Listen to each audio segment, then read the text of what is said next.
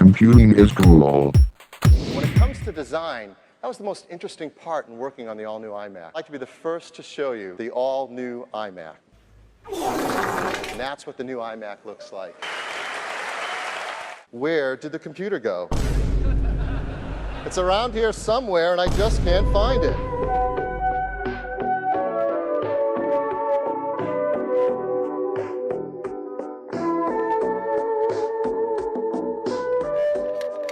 The introduction of the 5th generation iMac was the beginning of the end. So long are the days of tasty looking computers. I mean, seriously, I would eat one of these so hard that when I died, the mortician would say, "Oh wow, what a lucky duck. Those G3 Macs are quite a treat." Then burn my body at 1,400 degrees Fahrenheit. And most quirky designs have been diluted down to what's mostly familiar today: a chin, a leg, and a little peeper. Hi, little peeper. For the late 2006 model, it launched at a $1,299 price tag for the base model, something still present in today's iMacs. iMacs are technically 35% cheaper now. Write your local senator and thank them. They can also be found 98.5% cheaper on Facebook Marketplace when listed for parts. Ta-da! Hello, Mr. Late 2006 Intel Core 2 Duo iMac.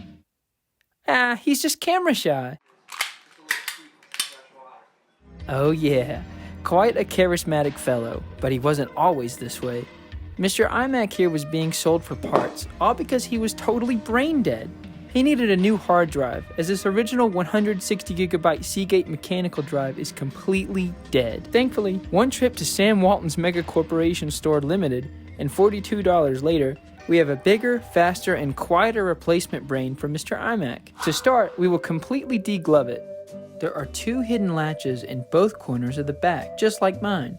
I lied, but they need to be popped off in order to rip its entire face off. I also nearly ripped these 2 cables connecting the camera to the frame, so watch for that, unless you want to rip and break your camera to prevent the government from spying on you while you record yourself tearing down an iMac from 2006. That's better. It didn't need its skin to survive anyways. Next, we need to unfurl its anti-static shield panties, consensually of course. Now we want to unscrew and unplug the ribbon cable connecting the display to the board. The absolute hardest part of this project was removing the 4 screws that hold the display to the case.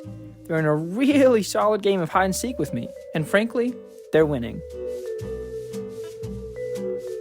I hope each and every one of these screws rots in hell. After getting these 4 little stinkers out, it's time to flip up the display and show off the iMac's innards. But before we get too well acquainted with these insides, let's clean up the original mouse and keyboard the seller threw in. We're going to take off each and every little keycap. I can only imagine this is what it feels like to be a less than qualified dentist clocking into your 9-to-5 street job of tooth pulling. After all the keyboard's teeth are removed, we'll soak them in a bowl of hot water and soap and let the keys chill out in their totally tubular hot tub while I painfully scrub the deck of the keyboard. This was excruciatingly time consuming.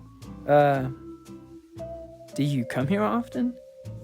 You know, I saw you from the other side of the screen and I really liked your vibe and, oh, you don't want to talk?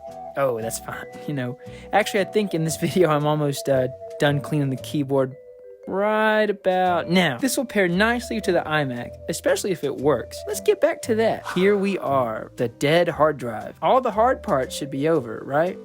No. They've just begun. In true Apple fashion, instead of holding the hard drive down with screws or something, it's held in place by some weird proprietary plastic latch that is nearly impossible to undo. I'm not sure if this was an easier thing to do closer to 2006, but 18 years later, the plastic is very stiff and I ended up absolutely breaking this bracket just to get it out. Thankfully, SSDs are light and a little electrical tape never hurt anyone, except for 28-year-old rugby player in 2010, but never an SSD. Now, with a new brain installed, it's time to take it apart again, but backwards.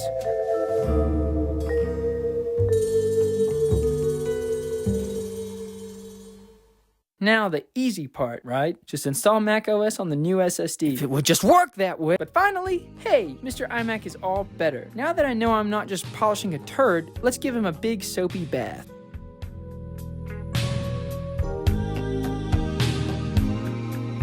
There are 2 spots with old sticker residue, usually where universities or libraries will place their property stickers. So I'm guessing this guy was used either in a school or a library most of his life, explaining why the hard drive was in such bad shape.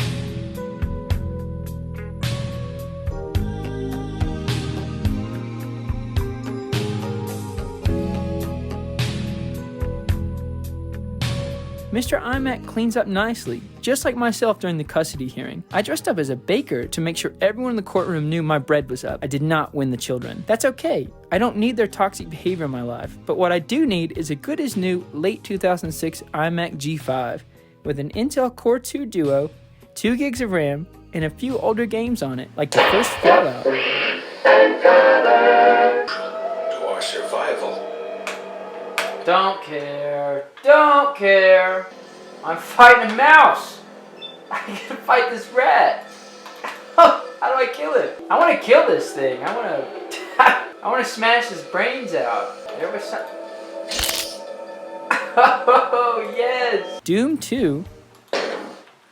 I have no idea how this game works. Alright, that's enough of that. And my favorite, I Spy Spooky Mansion.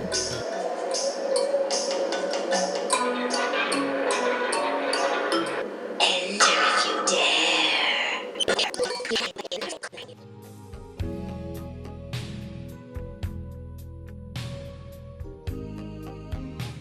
I could absolutely get behind this game, especially with its twisted soundtrack and sound design in general. One of the biggest takeaways from this project was realizing how difficult it is to pirate lots of older games on software.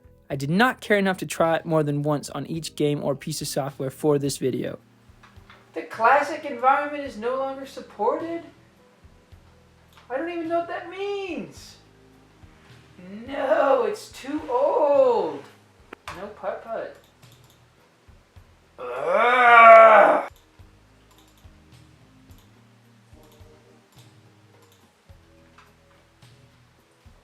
It works. I guess. No other software can be. Yeah, it's just the updater. Overall, oh, hey there, current and former presidents Trump and Biden. Quite frankly, the iMac G5 can really game here.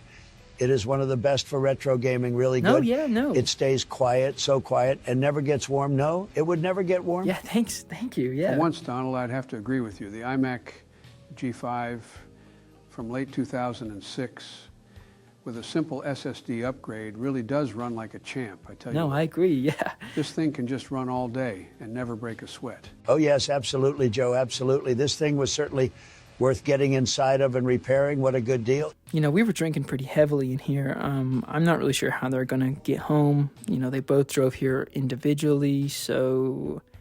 Anyways, for an 18-year-old computer, the G5 iMac is surprisingly useful in 2024, and most definitely worth $20 in SSD and a little TLC. Don't forget to subscribe to.